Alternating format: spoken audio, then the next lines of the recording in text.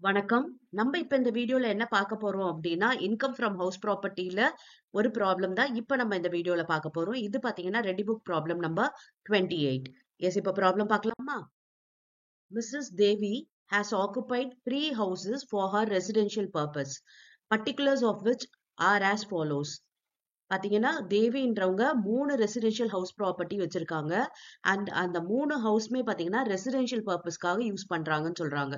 Residential purpose அப்படின்னா என்ன அர்த்தம் அப்படின்னா, அவங்களே செல்ஃபா ஆக்குபை பண்ணிருக்காங்க, லெட் அவுட் பண்ணல அப்படின்றது தான் அவங்க சொல்ல வருது. ஓகே, ஆனா நமக்கு வந்து ப்ரொவிஷன் படி பாத்தீங்கன்னா நம்ம வந்து 2 ஹவுஸ் தான் செல்ஃப் ஆக்குபைடு அப்படின்னு வைக்க முடியும். அண்ட் 3வது house deemed to be let out. Okay, let அவுட்க்கு என்னென்ன ட்ரீட்மெண்ட்லாம் இருக்கோ அதே மாதிரி நம்ம இந்த டீம் டு பி லெட் அவுட்க்கு நம்ம அந்த ட்ரீட் பண்ணணும். 2 ஹவுஸ் ப்ராப்பர்ட்டிய செல்ஃப் ஆக்குபைடா வச்சுக்கலாம். அண்ட் 3வது ப்ராப்பர்ட்டிய deemed to be let out அப்படிதான் வைக்கணும்னு நமக்கு வந்து இருக்கு. Okay, provision. இப்ப எந்த ஹவுஸ் அவங்க செல்ஃப் ஆக்குபைடு வச்சுப்பாங்க அண்ட் எதை லெட் அவுட் வச்சுப்பாங்க அப்படின்னு பார்த்தா, இதுல எது வேல்யூ வந்து கம்மியா இருக்கோ, எந்த ஹவுஸ் ப்ராப்பர்ட்டியோட வேல்யூ கம்மியா இருக்கோ அந்த ஹவுஸ் ப்ராப்பர்ட்டிய என்னவா வச்சுக்கலாம்? லெட் அவுட்டா வச்சுக்கலாம். அதாவது டீம் டு பி லெட் அவுட்டா வச்சுக்கலாம். ஹையஸ்ட் வேல்யூ இருக்கிறதெல்லாம் பாத்தீங்கன்னா செல்ஃப் ஆக்குபைடா வச்சுக்கலாம். Okay, 2 property self occupied and 1 let அவுட்டா நம்ம ட்ரீட் பண்ணணும். ஓகே, எதுக்காக இது அப்படின்னு பாத்தீங்கன்னா, இப்ப நமக்கு வந்து gross annual value self occupied ப்ராப்பர்ட்டிக்கு எல்லாம் நில்.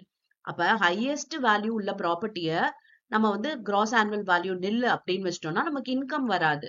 இன்கம் வரலன்னா டாக்ஸ் வந்து அவங்க பே பண்ண வேண்டியது குறையும் இல்லையா? இதுவே ஹையஸ்ட் வேல்யூ உள்ளது லெட் அவுட் அப்படின்னு காமிச்சோம்னா நமக்கு இன்கம் வரும். அண்ட் அந்த இன்கம்க்கு டாக்ஸ் பே பண்ண வேண்டியது இருக்கும். அந்த பர்பஸ்க்காக தான் 2 ப்ராப்பர்ட்டிய செல்ஃப் ஆக்குபைட் அண்ட் 3வது ப்ராப்பர்ட்டிய லெட் அவுட் அப்படின்னு சொல்றாங்க. அதுவுமே எது வந்து கம்பேரிட்டிவ்லி லோவரா இருக்கோ அந்த ஹவுஸ் ப்ராப்பர்ட்டியோட வேல்யூ, அதைத்தான் நம்ம என்னவா வச்சுக்கணும்னா லெட் அவுட் ப்ராப்பர்ட்டியா வச்சுக்கணும். இப்ப இங்க 3 ஹவுஸ் இருக்கு பாருங்க. S, house 1, 2, 3. ஸ்டாண்டர்ட் ரெண்ட் பாத்தீங்கன்னா 35,000 ஹவுஸ் 1க்கு, செகண்ட் ஹவுஸ்க்கு இல்ல, அண்ட் தேர்ட் ஹவுஸ்க்கு 25,000. Municipal valuation 40,000, 50,000, 28,000 third house. Fair rental value 45,000, 60,000, 35,000. இப்ப இதுல இருந்து தெரியுது இல்லையா? இந்த ஹவுஸ் ப்ராப்பர்ட்டி பாத்தீங்கன்னா 30ல இருந்து 45க்குள்ள இருக்கு. அண்ட் இது வந்து 50, 60 ரேஞ்சில இருக்கு. இதுதான் பாத்தீங்கன்னா 25, 28, 35 அப்படின்னு இருக்கு.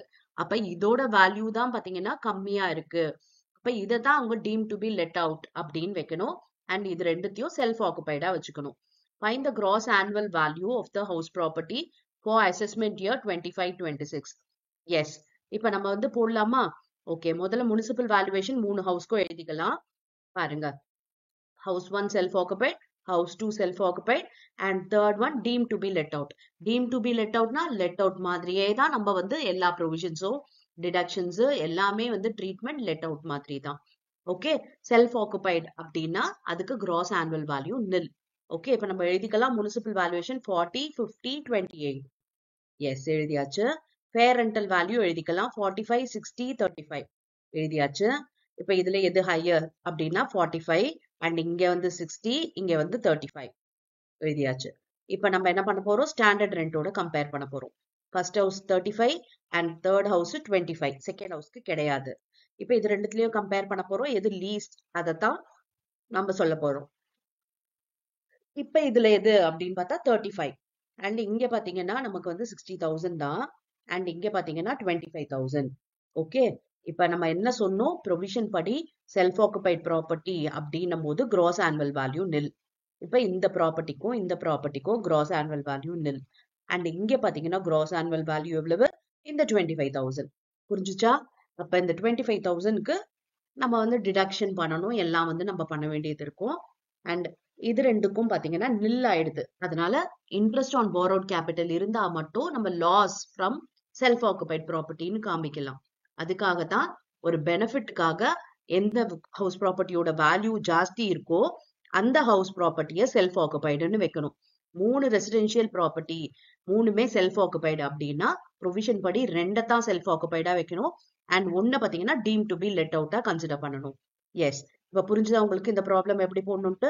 எஸ், அடுத்து வர வீடியோல வேற ஒரு ப்ராப்ளம் டிஃப்ரெண்டா நம்ம பார்க்கலாம். அண்ட் உங்களுக்கு வேற ஏதாவது ப்ராப்ளம்ஸ்லயோ இல்ல சாப்டர்லயோ டவுட் இருந்ததுன்னா கமெண்ட் பண்ணுங்க. அந்த ப்ராப்ளம்ஸ் உங்களுக்காக ஒர்க் அவுட் பண்றேன். அண்ட் இது பாத்தீங்கன்னா ஹவுஸ் ப்ராப்பர்ட்டி பொறுத்த வரைக்கும் எல்லா ப்ரொவிஷன்ஸுமே நம்ம ப்ரீவியஸா ரொம்ப டீடைல்டா டிஸ்கஸ் பண்ணியாச்சு. ஸோ அதோட பிளேலிஸ்ட் லிங்க்கும் உங்களுக்கு டிஸ்கிரிப்ஷன்ல தரேன். டவுட் இருந்துச்சுன்னா அந்த ப்ரொவிஷன்ஸையும் நீங்க பாத்துக்கலாம். Yes, thank you for your patient listening.